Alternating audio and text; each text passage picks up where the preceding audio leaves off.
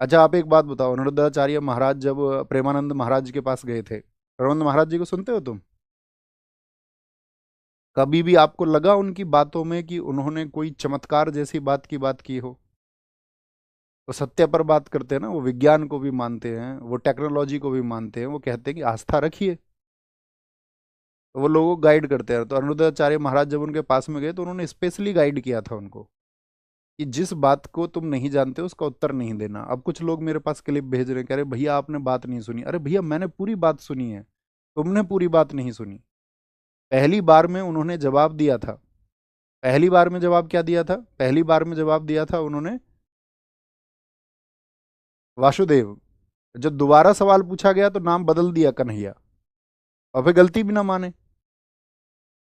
बात धर्म की है ही नहीं। बात यह है कि आप मुझसे पूछे गांधी का जन्म कब हुआ था, गांधी जी का जन्म हम कहेंगे आपसे 3 अक्टूबर को हुआ भैया, तो आप कहोगे नहीं भैया आपसे गलती हुई है। या पहले हम आपको 2 अक्टूबर बता दें सही तारीख और फिर 3 अक्टूबर बता दें, फिर हम क्या कहेंगे? भैया हमको पता नहीं है। तो प्रेमानंद जी महाराज ने उनको यही समझाया कि जब कोई सवाल रहे ना पता हो तो मना कर दो। अब तुम मिसगाइड कर रहे हो लोगों को। 1 अगस्त पूरा समुंदर पी गए थे अंग्रेज, इसीलिए भाग गए इस देश से क्योंकि 15 अगस्त आ गए। अंग्रेजों ने कहा भागो 15 अगस्त हैं। तो इस देश को आजाद कराने के लिए 6.5 लाख शहीदों का योगदान है। तो जब आप इस बात को कह देते हैं कि अंग्रेज 15 अगस्त से भाग गए, तो हम उन शहीदों को, उन क्रांतिकारियों को बहुत छोटा कर देते हैं। आप मुझे बता रहे हैं कि भैया ये तो संतों के पक्ष की बात नहीं है। संत समझते हो तुम किसको कहते हैं? संत उसको बोलते हैं इसका सत्य के साथ अंत हो जाए। प्रेमानंद महाराज सत्य की बात करने वाले व्यक्ति। हर किसी को आप संत बना लेंगे तो फिर कैसे बात बनेगी? आपके पास कोई पैमाना है क्या तय करने का? और फिर सबकी अपनी अभिव्यक्ति है। ऐसा मत करिए ना जैसा प्रदेश में किया जा रहा है। एक टीचर को गिरफ्तार कर लिया गया, पहले तो अभिव्यक्ति थी सबके पास में। भगत सिंह जी ने अंग्रेजी राज में लिखा मैं नास्तिक क्यों हूं। उन्होंने प्रमाण दिया, उन्होंने कहा मैं ईश्वर को नहीं मानता। तो इसका मतलब ये थोड़ी है ब्रिटिश सरकार उनको इस बात के लिए फांसी दे देगी। उनको फांसी हुई राजनीतिक कारणों की वजह से। तो अभिव्यक्ति को रखिए, थोड़ा विचार करिए, सोचिए, समझिए, है ना। और नहीं समझोगे और नहीं सोचना चाहते हो तुम्हारी मर्जी है। दुनिया में सब व्यक्ति सही रास्ते पर नहीं चलते हैं। दुनिया में सारे लोग अच्छे नहीं हो सकते, इसकी कल्पना भी नहीं की जा सकती। और हम चाहे बेशक कितनी भी अच्छी बातें कर लें, वो कल्पना से परे की चीजें हैं, एकदम परे की।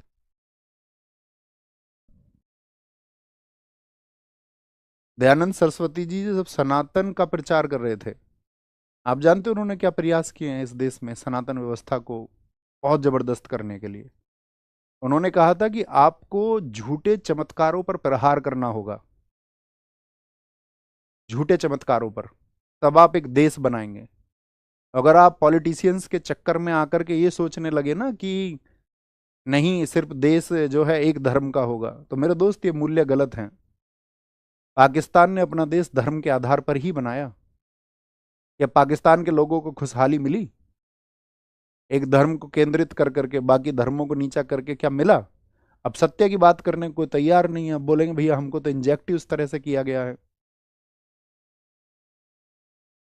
पढ़ना इसको आप, सत्यार्थ प्रकाश को, एकादश समोल्लास, क्योंकि वहां अध्याय को समोल्लास कहा गया है। दयानंद सरस्वती जी ने कहा था आपका चमत्कार दिखाकर धर्म का प्रचार करना मूर्खता है। ईश्वर नियमबद्ध हैं, और उनका जो कार्य होता है ना वो सदा कारण सिद्ध होता है। अब पढ़े जिंदगी तो बीत गई इंस्टाग्राम चलाते हुए, तो पता कहाँ से चलेगा? अच्छे लोगों को फॉलो करिए, अच्छे लोगों को सुनिए, और जब कोई व्यक्ति सही बात नहीं करता तो थोड़ा विरोध करना सीखिए। यही शिक्षा है।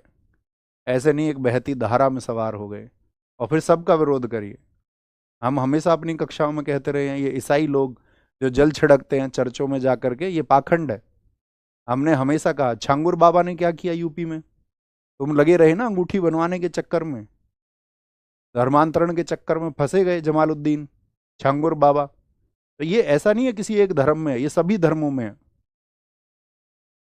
हर एक धर्म में इन लोगों का नेटवर्क है। कोई कोई तो मेरे पास मैसेज करता, कह रहा भैया तुम ध्यान से सुनो, अरे मैं ध्यान से सुन चुका मेरे भाई।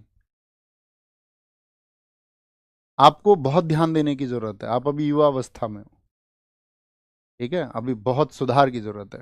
ठीक है।